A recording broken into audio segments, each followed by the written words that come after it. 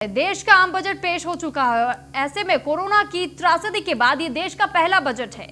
तो पूरे देश को भरोसा था कि जिस तरह हमने कोरोना को हराया और उसकी वैक्सीन भी तलाश ली, उसी तरह इस बजट में अर्थव्यवस्था को दुरुस्त करने की वैक्सीन भी हमें जरूर मिलेगी। और कुछ ऐसा ही हुआ। कोरोना वैक्सीन के लिए पैकेज में 35,000 करोड़ का ऐलान हुआ। तो बजट के बाद हमारे इस खास पेशकश में हम देश के उन दो वर्गों की उम्मीदों को समझने की कोशिश करेंगे जो मिलकर हिंदुस्तान बनाते हैं। एक वो वर्ग है जो रोज कमाता और खाता है और हर दिन की फिक्र में जीता है। इस वर्ग के दम पर ही प्रधानमंत्री नरेंद्र मोदी ने आत्मनिर्भर भारत का नारा बुलंद किया है। हमने इसे नाम दिया है भारत। और वहीं दूसरा वो वर्ग है जो इंफ्रास्ट्रक्चर और रोजगार मुहैया कराता है, दुनिया में भारत की पहचान बनाता है। हमने इसे नाम दिया है इंडिया।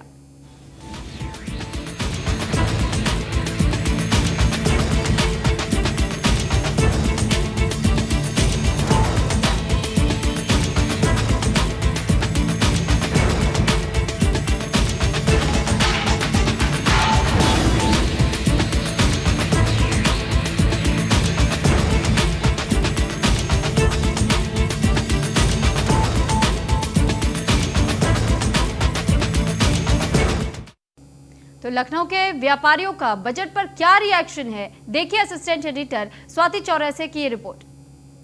आज बड़ा दिन रहा है भारत के लिए। हमारी वित्त मंत्री निर्मला सीतारमण ने आज संसद में बजट पेश किया है और उसके बाद क्या कुछ कहना है व्यापारियों का, कितने खुश हैं वो, बजट से उनको जो उम्मीदें थी वो पूरी हुई भी या नहीं, ये कुशल बजट रहा या फिर असफल बजट रहा। तो चलिए खुद ही व्यापारियों से हम बात कर लेते हैं। हमारे साथ मनीष कुमार जैन जी मौजूद हैं, आप व्यापारी संगठन के वाइस प्रेसिडेंट हैं। सर, कैसा रहा बजट, कितने खुश हैं? व्यापारी वर्ग में कोई खुशी की लहर है? उम्मीद थी वो पूरी हुई कि नहीं? नहीं मैडम, व्यापार में जो है, जो हम लोगों को उम्मीदें थी व्यापारी से, बिजनेस से, वो हम लोगों की पूरी नहीं हो पा रही। टैक्स में कमी की बात आप लोग हमेशा कहते रहे कि जो टैक्स स्लैब्स होते हैं उनको थोड़ा सा कम किया जाए, लेकिन वो भी शायद आपूर्ति होते हुए नहीं दिखी है। नहीं, बिल्कुल नहीं। जो कॉर्पोरेट टैक्स है, हम लोग कह रहे थे, हम लोग मांग थी कि उसके बराबर कर दिया जाए टैक्स स्लैब, वो भी नहीं किया गया। और अभी कुल मिलाकर आपको क्या लग रहा है कि कहाँ पे आप लोगों की जो उम्मीद थी वो पूरी नहीं हुई? नहीं, हम लोगों की किसी भी सेक्टर में कोई भी उम्मीद पूरी नहीं हो पाई बिजनेस के क्षेत्र में। और आपका जो बिजनेस है एसएमसी सेक्टर में भी बिल्कुल कुछ नहीं उन्होंने दिया। एज अ प्रीवियस बजट उन्होंने पास कर दिया। तो कुल मिलाकर के आप इस बार भी सरकार से निराश हैं, आप लोग को कहीं भी संतुष्टि नहीं लग रही है। सर, आप भी यहाँ पे मौजूद हैं, आप भी कंस्ट्रक्शन इंडस्ट्री में, तो सबसे ज्यादा चोट तो कोरोना काल में कंस्ट्रक्शन इंडस्ट्री भी एक उनमें से रही है जिसे सबसे ज्यादा चोट लगी है। हमें पड़ा जी, तो इसके ऊपर आप क्या कहना चाहेंगे? क्या कंस्ट्रक्शन इंडस्ट्री को कोई रिबेट मिला है, उन्हें कोई छूट दी है? कुछ उम्मीदें तो बहुत ज़्यादा थी, लेकिन किसी तरह का कोई रिलैक्सेशन ना इनकम टैक्स के थ्रू आया, ना जीएसटी के थ्रू आया। जितना भी व्यापारी वर्ग मौजूद है वो कहीं भी खुश नहीं है। तमाम लोग और भी हमारे साथ मौजूद हैं, उनसे भी हम बातचीत कर लेते हैं। कुल मिलाकर के व्यापारियों का यही कहना है कि सरकार से बहुत उम्मीदें थी, लेकिन ये बजट भी निराशाजनक रहा है। और भी लोग हमारे साथ मौजूद हैं, उनसे बातचीत करते हैं। सर, सबसे पहले अपना नाम बताएं। मैं अशोक भाटिया। जी। और हमें उम्मीद थी कि सबसे ज़्यादा ज़रूरत है आज की डेट में ट्रेड को बढ़ाने के लिए, बिजनेस बढ़ाने के लिए, जॉब क्रिएशन करने के लिए जो कोशिश होनी चाहिए वो नहीं हो रही है।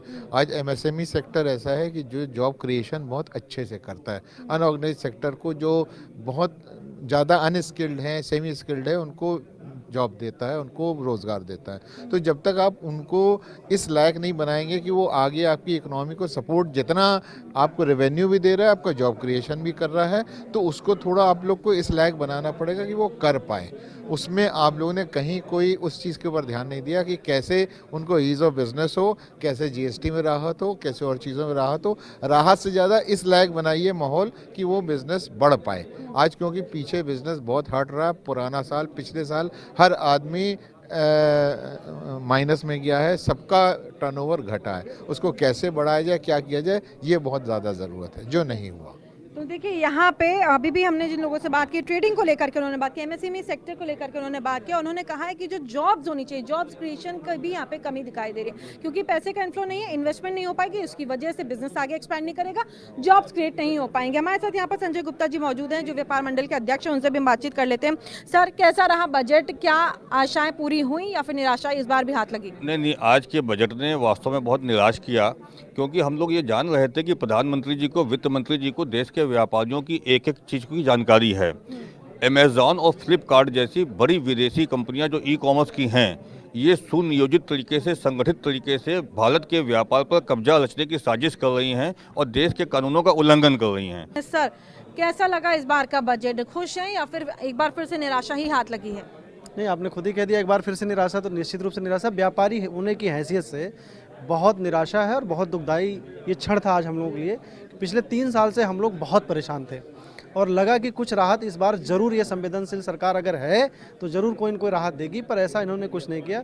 इनकम टैक्स में कोई छूट नहीं मिली, जीएसटी टैक्स स्लैब में कोई बदलाव नहीं, जीएसटी टैक्स के रिटर्न दाखिल करने में कोई खास छूट नहीं, और जीएसटी में जो नियमों को हम लोग मान के चल रहे थे, नियमों का जो है वो थोड़ा सा चेंज करेंगे, थोड़ा सा सरल बनाएंगे, उसमें ऐसा कुछ भी नहीं किया। ये सरकार पूरी तरह से लक्ष्यदार भाषण वाली सरकार है और वही वो कर रही है, पिछले वर्षों से वही कर रही है। कुछ और लोग यहाँ पे मौजूद हैं, उनसे भी बातचीत कर लेते हैं। जी सर, कैसा लगा बजट इस बार का? कोरोना के बाद तमाम उम्मीदें रही होंगी कि इस बार का बजट कुछ तो दे करके जाएगा, लेकिन एक बार फिर से नीलबटे सन्नाटा। थाली और थाली वाला बजट था ये, जैसे कि बजाते हुए चले आ रहे हैं। हालांकि कोरोना से अच्छी लड़ाई लड़ी सरकार ने, लेकिन व्यापारियों के हाथ में कुछ नहीं लगा। जो लॉकडाउन के अंतर्गत जो व्यापारी पीड़ित हुए, आत्महत्या तक की व्यापारियों ने।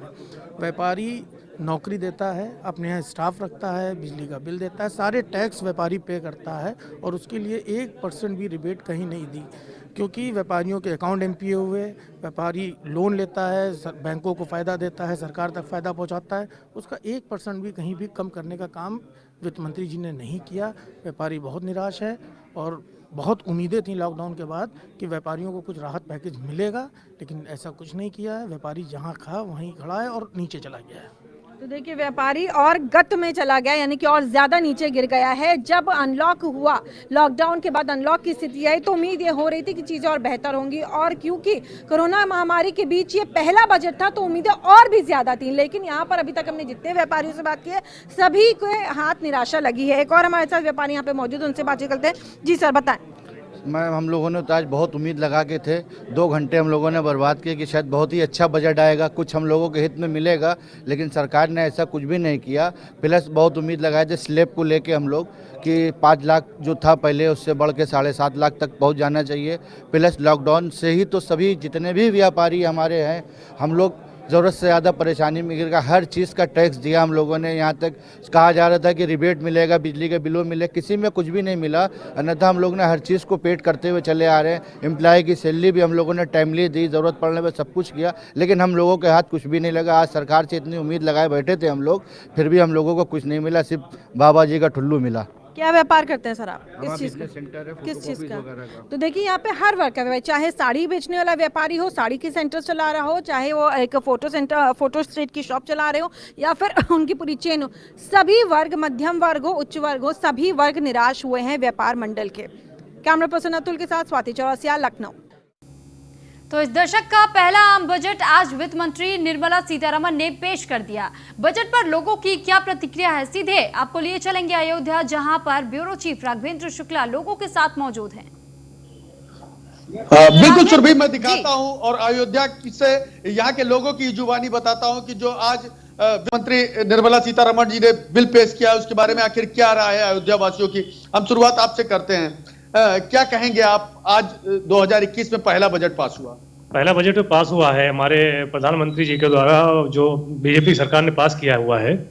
इसमें स्वास्थ्य पे तो ज़्यादा ध्यान दिया गया है, लेकिन बैंकिंग सेक्टर में ऐसा कोई भी फेरबदल नहीं किया गया है जिसपे कि किसी भी आम आदमी को इससे कोई भी सुविधा मिल सके। रेपो रेट वही चल रहा हुआ है, क्लोजर चार्ज जो भी आदमी आता है, होम लोन वगैरह वो भी नहीं सस्ता हुआ है, कोई भी लोन पे कोई भी ईएमआई वगैरह नहीं सस्ती हो पा रही है। आदमी लोन लेने के बाद में परेशान हो जा रहा है, जबकि उम्मीद लगाए बैठा हुआ था कि हमें जो है इस पे कुछ छूट मिलेगी बजट पे, लेकिन ऐसा कुछ नहीं हुआ है। यानी उस उम्मीद से कहीं ना कहीं से पानी फिरा है, क्या कहेंगे आप? देखिए, ऐसा है कि कोविड महामारी से अभी भी हम उबर रहे हैं, और इससे उभरते हुए अगर हमें स्वास्थ्य सेवाओं पे सबसे ज्यादा फोकस करने की जरूरत थी। और बड़े खुशी की बात है कि स्वास्थ्य पे 137% बढ़ा करके बजट एलोकेट किया गया है, और इंफ्रास्ट्रक्चर भी बढ़ाया जाएगा, क्योंकि कहीं हम मार खा रहे थे तो इंफ्रास्ट्रक्चर पे मार खा रहे थे कि हमारे यहाँ इतने लोग एक साथ बीमार पड़ेंगे तो कोविड हॉस्पिटल्स नहीं थे, कहाँ पे उनको रखा जाएगा, किस तरीके से टेम्पररी हॉस्पिटल्स बनाए गए थे। तो ये एक बहुत अच्छा सरकार का कदम है कि उन्होंने इतना सारा बजट इसको एलोकेट किया स्वास्थ्य को। लेकिन शिक्षा पे अभी ध्यान देना जरूरी है।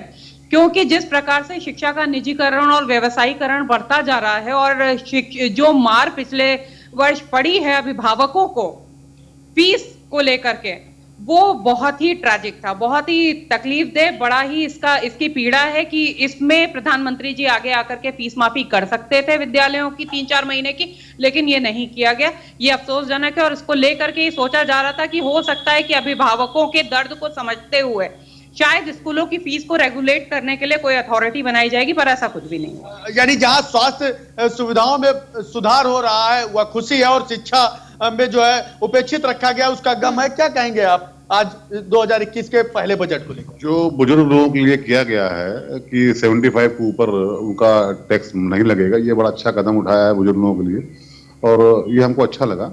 बाकी स्वास्थ्य के लिए, शिक्षा के लिए जो भी बजट आया है वो हमें संतुष्ट है कहीं ना कहीं से। आपसे भी हम यही सवाल करेंगे कि 2021 का पहला बजट है, क्या कहेंगे आप?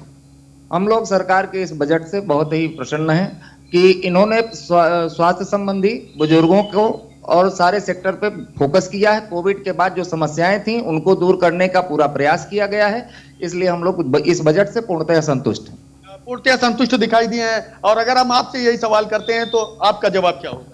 देखिए, जिस विषम परिस्थितियों से इस वक्त देश गुजरा, उसके बाद ये बजट आया तो कुल मिला के इसको ये कहा जा सकता है कि मुश्किल परिस्थितियों में बजट आया और जो मध्यम वर्गीय परिवार था वो इस बजट से कहीं ना कहीं असंतुष्ट है, जबकि पूंजीपतियों को इसमें बढ़ावा दिया गया। जैसा कि विपक्ष भी ये आरोप लगा रहा है, सचिन पायलट ने कहा कि पूंजीपतियों के लिए ही निजीकरण की एक व्यवस्था को कायम करने के लिए बजट आया है। तो कहीं ना कहीं एक मिला जुला बजट है जिसमें मध्यम वर्गीय परिवारों को ज्यादा राहत नहीं है, पूंजीपतियों को राहत है, क्योंकि लगातार जिस तरह से एक मध्यम वर्गीय परिवार या आम नागरिक हिंदुस्तान का ये उम्मीद कर रहा था कि पेट्रोल की कीमतें कम होंगी, डीजल की कीमतें कम होंगी और जो बाजारू जो रसोई से संबंधित सामान है, सामग्री है, उसमें कमी आएगी। क्योंकि जब लॉकडाउन शुरू हुआ तो अगर हम एक मामूली सी बात करें, छोटी सी चीज है चाय की पत्ती, अगर उस पर हम बात करते हैं तो चाय की पत्ती का रेट जब कह लीजिए कि ये लागू हुआ था, क्या नाम है, कोरोना काल के बाद लॉकडाउन, तो उस समय जैसे 45 रुपीज पर 250 ग्राम थी, तो आज वही चाय की पत्ती 75 रुपीज है। तो कुल मिला के सरकार से ये उम्मीद की जा रही थी कि ये जो इस 6 महीने के बीच जिन चीजों में बढ़ोतरी हुई उसमें कुछ रियायत करके आम लोगों को कुछ राहत देगी, परंतु ऐसा कहीं इस बजट में कुछ नहीं। कहीं ना कहीं से निराश है इस बात को लेकर के। हम आपसे इसी तरह से समझेंगे कि चूंकि अभी आपने निजीकरण की बात की, बिजली विभाग को निजीकरण करने की बात कही जा रही है, कहां तक ये एक सफल प्रयोग होगा?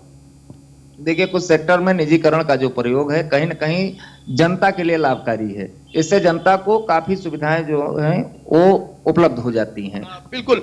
निजीकरण को लेकर के अगर हम आपसे ये सवाल करते हैं कि बिजली विभाग को जो है प्राइवेटीकरण में ले जाने की बात कही जा रही है। नहीं, मैं इस बात से सहमत नहीं हूँ कि बिजली विभाग को प्राइवेट सब चीजों में नहीं होना चाहिए। मैं इस बात से बिल्कुल सहमत नहीं हूँ कि बिजली का कोई निजीकरण होना चाहिए।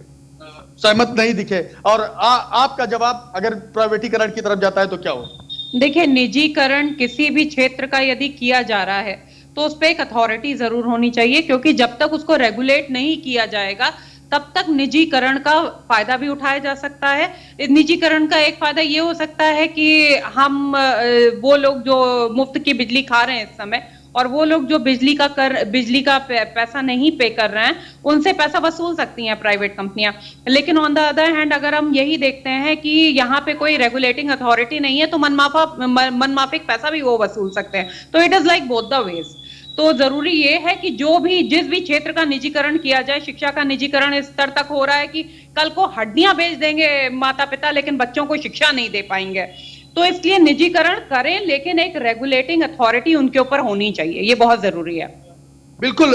सुरभि, देखिए जिस तरीके से अयोध्या वासी हैं, इनमें कहीं ना कहीं से खुशी और गम बराबर ही देखने को मिल रहा है। और यही कारण है कि जब बजट आज पास हुआ वित्त मंत्री जी के द्वारा, तो उसके बाद से हर तरफ जो है या तो कहीं उत्साह भी देखने को मिला और कहीं ना कहीं मायूसी भी देखने को मिली। लेकिन राघवेंद्र, सवाल तो यहाँ ये भी बन जाता है कि अगर मान लीजिए जब एक जीडीपी की हम बात करते हैं और जीडीपी का अनुमान आईएमएफ की तरफ से ये लगाया गया कि अभी भी माइनस में ही भारत की जीडीपी रहेगी, क्योंकि -7.7 की ये फीसदी बताई जा रही है जीडीपी की दर। तो क्या लगता है कि ये जो 5 ट्रिलियन इकोनॉमी जो तैयार करने की तरफ पीएम मोदी देख रहे थे 2024 तक, क्या ये मुमकिन हो पाएगा? अगर मुमकिन हो पाता है तो कितना और समय लग सकता है? बिल्कुल, देखिए ये सवाल हम समझने की कोशिश करेंगे। देखिए जीडीपी दर की अगर बात की जाए तो करीब 5.5% की बात कही जा रही थी। प्रधानमंत्री जी का एक सपना था कि बेहतर अर्थव्यवस्था होगी। किस तरह से जो है आगे का सुधार देखने को मिलेगा? देखिए अभी हम फिजिकल डेफिसिट की बात कर लेते हैं कि पिछली बार का फिजिकल डेफिसिट 9.8% था और अब की बार का फिजिकल डेफिसिट इंप्रूव हुआ है। मतलब पिछले वर्ष इतना भयानक कोरोना का तन सहने के बावजूद हमने रिकवरी दिखाई है उसमें फिजिकल डेफिसिट को लेकर के। और बाकी रही और चीजों की बात, तो देखिए कहीं ना कहीं अभी एक वैश्विक महामारी से जूझते हुए हम उबरने का प्रयास कर रहे हैं और आने वाले दशक में इसको उबरने में समय लगेगा हमको। तो बाकी जो भी चीजें इज ऑल राइट। बहुत ज्यादा एक्सपेक्टेशन नहीं थी इस बजट से, लेकिन इन्होंने जो भी स्वास्थ्य सेवाओं में पंप किया है पैसा, ये सराहनीय है।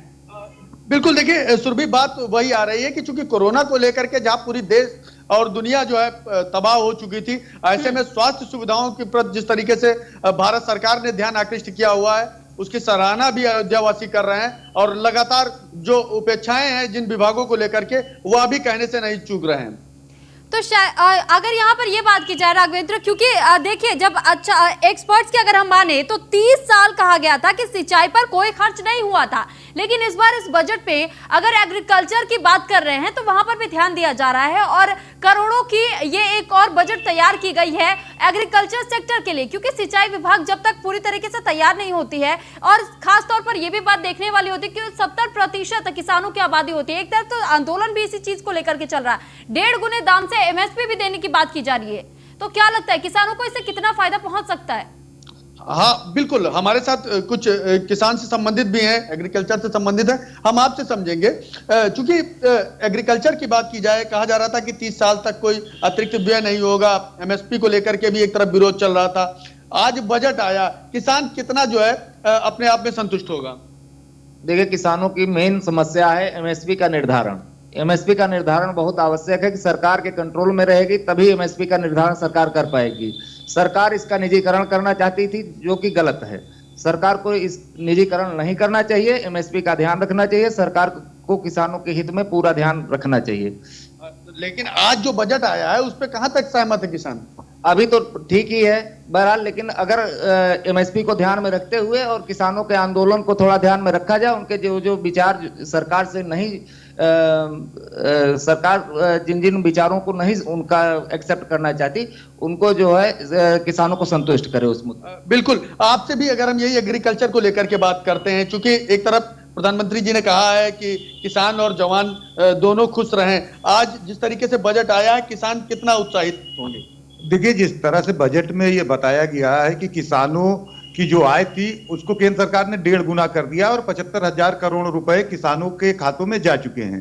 तो और इसको आगे लगातार बढ़ाकर 2 गुना करने का एक प्रस्ताव जो चल रहा है, ये कहीं ना कहीं अच्छी बात है। लेकिन किसान जिस तरह से असंतुष्ट हैं सरकार के जो ये तीनों बिल आए उसको लेकर, लगातार आज कह लीजिए कि 67-68 दिन से उन लोगों का धरना प्रदर्शन चल रहा है। एमएसपी का वो फिक्स रेट चाहते हैं कि हमारी एमएसपी फिक्स हो, उससे नहीं खरीद हो। अगर कोई खरीदता है कोई भी कंपनी पूंजीपति तो उस पर FIR हो। तो कहीं ना कहीं सरकार को इस ओर ध्यान देकर और जल्द से जल्द इस मामले का निस्तारण करना चाहिए, क्योंकि राघवेंद्र बहुत शुक्रिया आपका तमाम जानकारी हम तक पहुंचाने के लिए। तो इसी के साथ एक मेहमान भी हमारे साथ जुड़ चुके हैं, संजीव कुमार गुप्ता जी, जो कि चेयरमैन है समर कूल होम अप्लायंसेस के। तो सबसे पहले बहुत स्वागत आपका न्यूज़ 1 इंडिया पर संजीव जी। Sanjeev ji, thank you. पहला सवाल मेरा आपके लिए यही रहेगा कि जिस तरीके से आज आम बजट को पेश किया गया और खासा जो एमएसएमई सेक्टर्स के जो लोग हैं और जो व्यापारी संगठन बताए जा रहे हैं, उनमें खासा नाराजगी देखी जा रही है, वो खुश नजर नहीं आ रहे इस बजट से। तो आपके तरफ से आप क्या कहना चाहेंगे कि क्या आपके लिए ये बजट पूरी तरीके से ठीक था या आपको भी इसमें कहीं कुछ कमियां नजर आ रही हैं? नहीं, बजट अच्छा है। इसमें एमएसएमई के लिए, स्मॉल स्केल इंडस्ट्रीज के लिए काफ़ी छूट दी गई है, और जो इसकी छूट दी गई है लोहे पर और अपना कॉपर वगैरह पर, सोने पर, चांदी पर, इस पे फ़र्क पड़ेगा। और जो महंगाई है उस पर काबू ज़रूर मिलेगा। जो महंगाई बहुत ज़्यादा बढ़ गई थी उस पर बहुत फ़र्क पड़ेगा। दूसरा, इसमें मकानों की कॉस्ट भी कम होगी, हर चीज़ की कॉस्टिंग इससे कम आ रहेगी इससे। और एक उम्मीद सबको ज़्यादा थी कि व्यापारी को इनकम टैक्स में भी कुछ ना कुछ रिबेट मिलेगी या जीएसटी में मिलेगी, ये उम्मीद थी सबको, लेकिन वो नहीं हो पाया। ये दुख का विषय है कि हम सबको उम्मीद थी कि उसको भी राहत मिलनी चाहिए। लेकिन संजय जी, आप भी व्यापार जगत से आते हैं और ऐसे में ये देखा जा रहा है कि जो व्यापार जगत के लोग हैं उनके लिए खासा ये नाराजगी इस वजह से भी देखी जा रही है, क्योंकि अगर कोई व्यक्ति मोबाइल मान लीजिए खरीदने चला जाता है, जो कि पार्ट्स उसके अवेलेबल होते थे, वो उसकी जो दर थी वो 0% थी, लेकिन उसके बाद से 2.5% है, इसको कर लगा दिया गया है इस पर। साथ ही जो सोलर पैनल की बात अगर हम कर ले, उसे भी महंगा कर दिया गया है। ऑटो पार्ट्स या स्टील स्क्रू की बात कर ले, उसे भी महंगा कर दिया गया है। तो आप किस तरीके से इस बजट में इससे सहमति बना दें? इसमें मेरा कहना यह है, चाहे वो ऑटो पार्ट्स हो, चाहे वो सोलर के प्रोडक्ट हैं जो जिसपे 20% इन्होंने ड्यूटी कर दी है, ये इससे लोकल फॉर वोकल को देखते हुए अब हमारे इंडिया में ही उस सब चीज़ों का उत्पादन होगा और वो सही रेट पर, जिस रेट पर चाइना या अदर कंट्री से आके यहाँ पड़ती थी, उससे सस्ते रेट पे हम अपने देश में बनाएंगे और इंडियन उत्पाद होगा और अपना पैसा भी हमारे देश में रहेगा। अभी नोएडा में सबसे बड़ी यूनिट लगी है इसकी, अपनी मोबाइल के उसकी।